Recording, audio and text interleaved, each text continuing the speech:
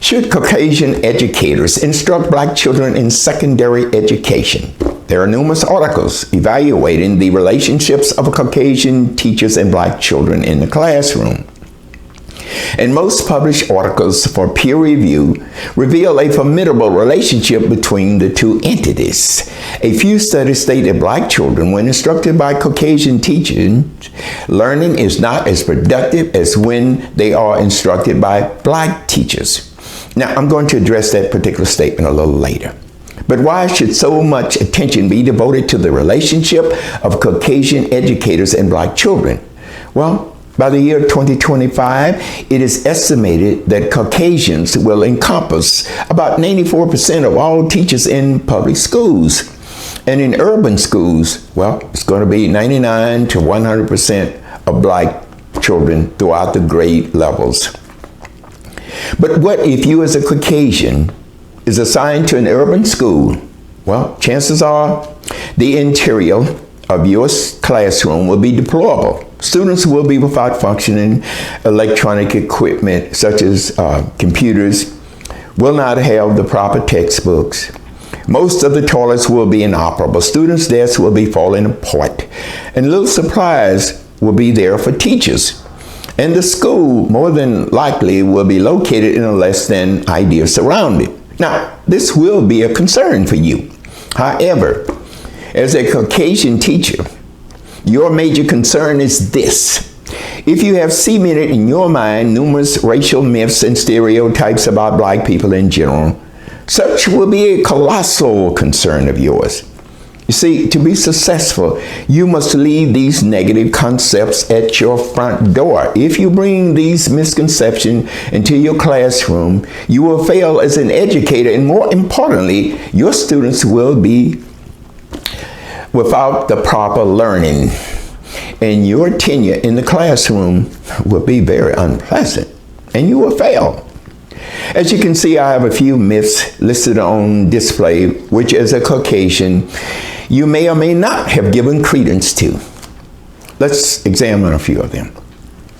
Academic work should be slightly watered down or moderated for black students. Well, if this is done, black children will seldom be parallel to their Caucasian counterparts on standardized tests. Moreover, when applying for gainful employment, they may fall short on qualification. Now, if your student's academic work isn't where it should be, this is where you as a teacher must meet the challenge and find the necessary tools to gradually make necessary improvement. Here's another one. Caucasian teachers must have special training to instruct urban black students. This is invalid. Treat them with dignity as you should all children.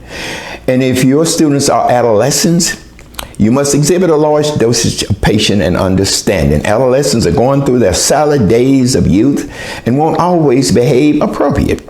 Now, I'm going to just address the answer to a few of these questions. Black students do not use more illicit drugs than Caucasians, according to published reports. Black students are not violent with deadly force in schools. But first, why would you give validation to these negative concepts? Well, perhaps you haven't had a relevant relationship with black people in general, and you rely on what you have witnessed on the news, which in most cases is unpleasant when depicting black people. Or maybe you once had a very unpleasant occurrence with a black person. In this presentation, we will not enlighten what should be taught and how to instruct academic lessons in the classroom, rather to create an environment that will be conducive for learning to take place. As a secondary teacher and researcher, I have published numerous articles for peer review correlated to the relationships of Caucasian educators and black students. One of my published articles received outstanding review by my peers, titled African American Students' Perception of Their Treatment by Caucasian Teachers. This study was conducted to measure the feelings and attitudes of black urban middle school students who were instructed by Caucasian classroom teachers. My survey asked 25 questions such as, Race of your teacher, very important. Here's another one. Would you prefer to be taught by black teachers? Do you believe your teachers treat you with respect? Do your teachers help you with your seat work? Do they punish you for things that you did not do? Now, all 25 probes were returned with positive responses. Children were asked to give a brief statement about their Caucasian teachers. Well, as a collective body, they said this: they were glad when their teachers encouraged them and rewarded them with praises. The survey can be noted as favorable for Caucasian teachers. And the results of this study is clearly in contrast to a few published materials which noted that black children should be taught by a teacher of their own race. So they will be treated with more respect, and thus students' academic challenges will be met. Now, as a teacher, you must establish the foundation of mutual respect and trust, and your students will emulate you. They'll follow your lead. Know that in most instances, your students haven't been involved with Caucasians in any social or respectful setting. They are apprehensive about you as a Caucasian. How are you going to treat them in the classroom? To increase learning, a conducive environment must be realized. You must have a fruitful environment if any type of learning is going to take place. Now, I will offer 4 major themes which will be productive and create a classroom learning environment. If the classroom atmosphere is negative, then learning will not be appreciated. The first one, communication. Second, encouragement, which is a form of appraisement. And the next one is discipline. And the fourth one that we're going to talk about that will help you to have a fruitful classroom so learning can take place is know how to conduct a teacher-parent conference. Now, let's start with communication. Fluid lines of communication must be realized if productive learning is underscored for students and teacher. And just as importantly, teacher and students will enjoy learning. Start by avoiding the temptation of believing you should address your students by their nicknames as their peers. If you do not call them by their names, they believe that you are disrespecting them, because adults do not do this, and you will not get any brownie points for it. Avoid unappealing and put down statements such as, please tell me if any of you people want to learn. Why do you even come to school, people? Another attachment to communication is to be humble and notify students that you made an error, and then offer your apology for the mistake. This shows that you are human and you aren't satisfied that you made an error. And this does not indicate that you are weak and they're going to disrespect you. They will learn from you how to be contrite. You may say something like this: I should not have screamed at the entire class for something a few students did that were inappropriate. I could have dealt with the issue differently, and I will try to be better. But what if a student laments that you are mistreating him or her just because they are black and you are Caucasian? Well, you should not say, excuse me, I don't see race or color. If this were the case, believe me, I would not be working here. No, no, no. Children know you do see color, just as they do. Maybe you could say this: let's discuss this important issue tomorrow near the end of class, because I would like to know if others feel this same way. Now, at the appropriate time, you may say this: would you please explain to me what I did to have you thinking like this? Of course, I really tried to be fair. Maybe unconsciously, I fall short. Look, I'm glad we are addressing this inappropriate behavior. Say this: however, young ladies and young gentlemen, know this: just because I give you challenging work or demand your attention, it will have nothing to do with race. It's because I want you to learn, and I know that you are capable of learning. Next is encouragement. Orally congratulate the entire class for exceptional academic output from time to time and for their appropriate behavior. And this is a form of encouragement that will start out as extrinsic motivation and later become a form of significant intrinsic motivation. You might say, young ladies and gentlemen, didn't we have fun yesterday? I want to let you know I am extra proud of you for exhibiting outstanding behavior, and your class work was premium. I just had to rave about this in the teacher's lounge. Research studies reveal that when students' papers are returned with positive statements, they do better academically and oral disruptions are less. When a student is intrinsically motivated, it's worth 25% of their academic learning. Some students want to live up to what is expected of them. If you expect for them to be incorrigible and docile, they will prove you right. You could even say this on the papers. You are making significant improvement. Don't forget, I'm here to help you, and I want to help you. Here's a little known factor that could underscore a productive environment for learning to take place. Listen, students appear to be more respectful when a handle is addressed to their name, like Miss Latalia or Mr. Deshaun, would you please, and so forth. I had the pleasure of instructing in a high school where teachers referred to their students as Mr. and Miss. Now, this was just an average academic school. The makeup was 85% Caucasian female teachers and 62% of the students were black. 90% were on free lunch. Academic learning was outstanding and discipline was not measurable to any significant degree. By all indications, by addressing students as Mr. and Miss, indicated to the students, look, I respect you. And I believe you are capable of conducting your behavior like young adults.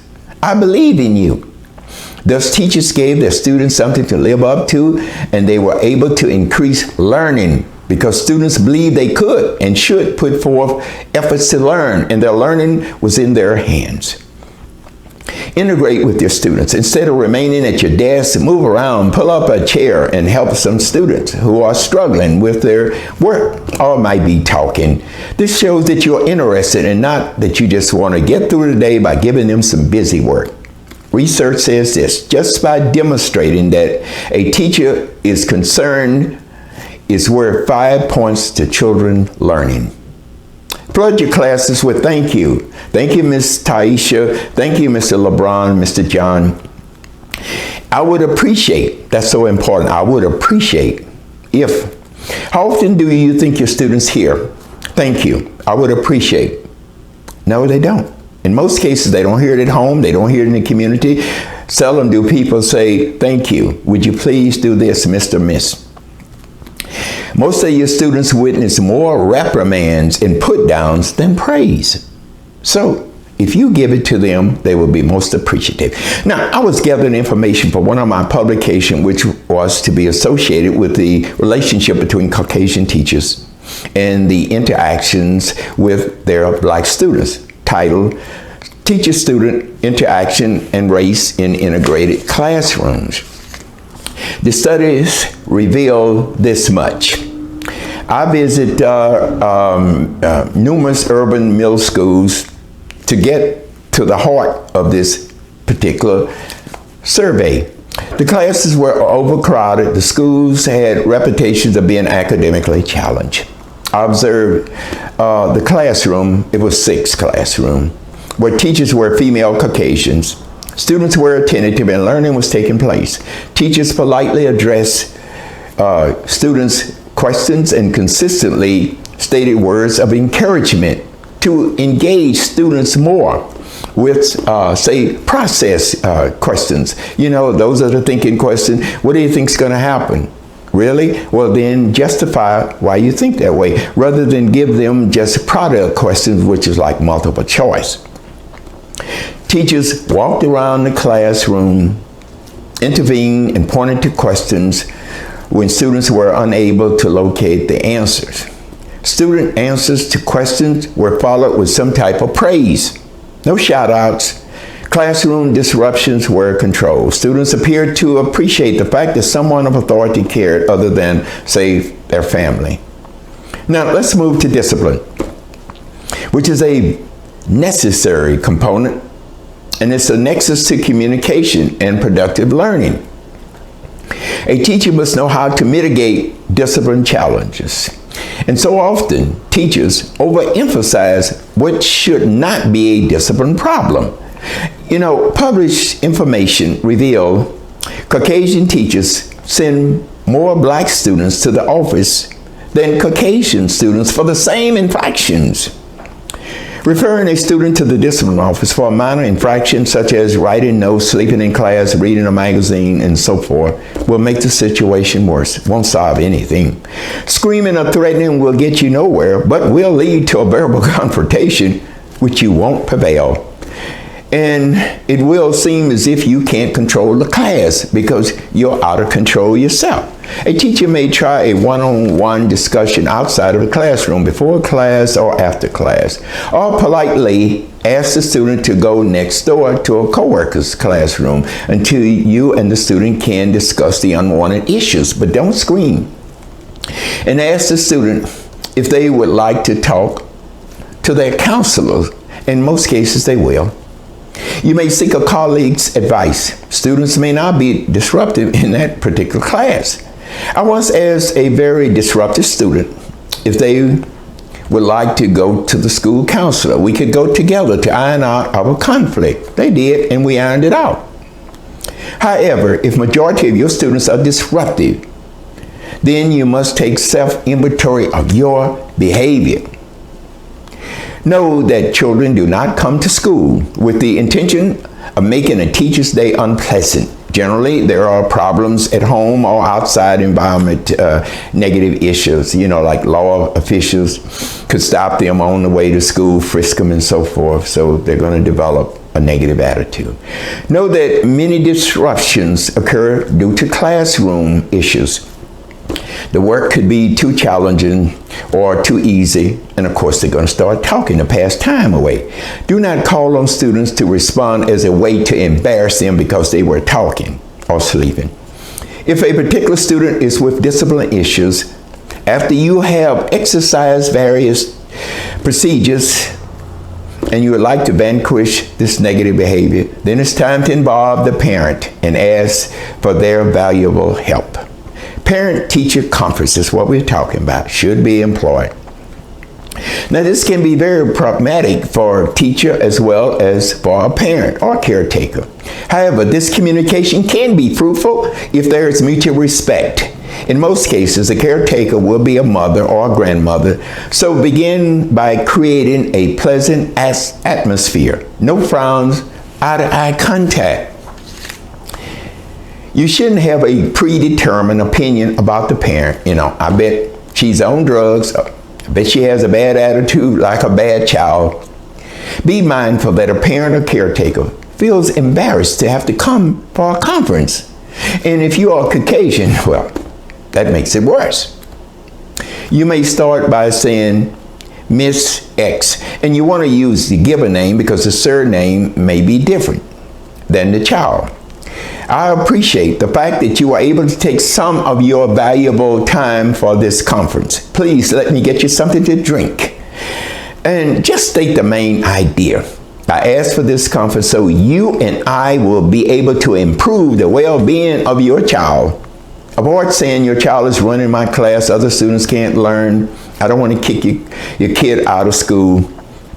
Instead, your child is not behaving as you and I know he or she could, that is necessary for learning. And the same is true if it's an academic problem. Now, the parent or caretaker can offer valuable suggestions. Express the fact that their input was most significant in the conference with something positive about the student. Miss X, I will issue you a weekly progress report. And I want to say this, your child comes to class on time. Most of my students are tardy.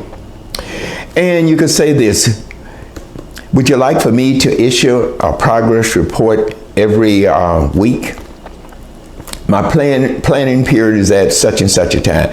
Now, what else could you, as a teacher, employ to embellish your students' learning, which also will be enjoyable for teacher and student? Be creative. Research tells us that when classroom teachers make small changes, production goes up and discipline is reduced, such as rearrange the students' seating, move your desks to a different location, change the lighting. This procedure is known as the Hawthorne effect. From time to time, why not present a guest speaker, someone who resembles the people that they see in the environment, no professional people. Say someone that's a barber, a merchant who has a corner snack stand. Now, when I was in the classroom, I would set aside the last 10 minutes on Mondays so students could engage in social discussions or activities of something that took place in their community, which was worth reviewing. Also, students could discuss their future and what they are doing to get to where they want to go. People just do better when they know they are valued, especially adolescents, when they matter. And you might talk about something that happened to you that was unpleasant so they can see how you handle this. Now, there's a lot to unpack here. And your thoughts may be, well, I don't get paid to be a social worker or a mental therapist. But as a teacher, you will wear many hats.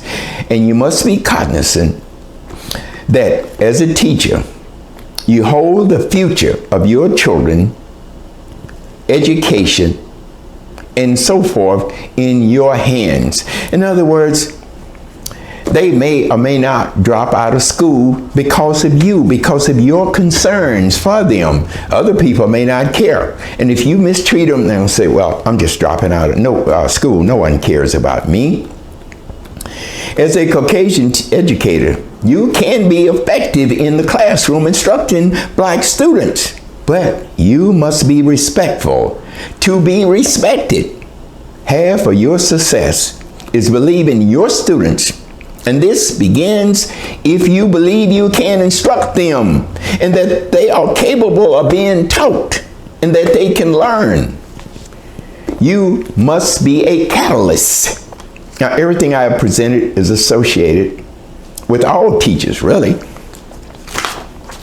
For additional suggestions, please visit my internet website and download some of my free articles which are correlated with Caucasian teachers and black children in the classroom. And there you can go to cliftoncasteel.com and there you'll be able to get these articles. Please subscribe to this channel and leave me some comments, and I'll let you know when we're going to present new information. Thank you so much. Get out there and get the job done.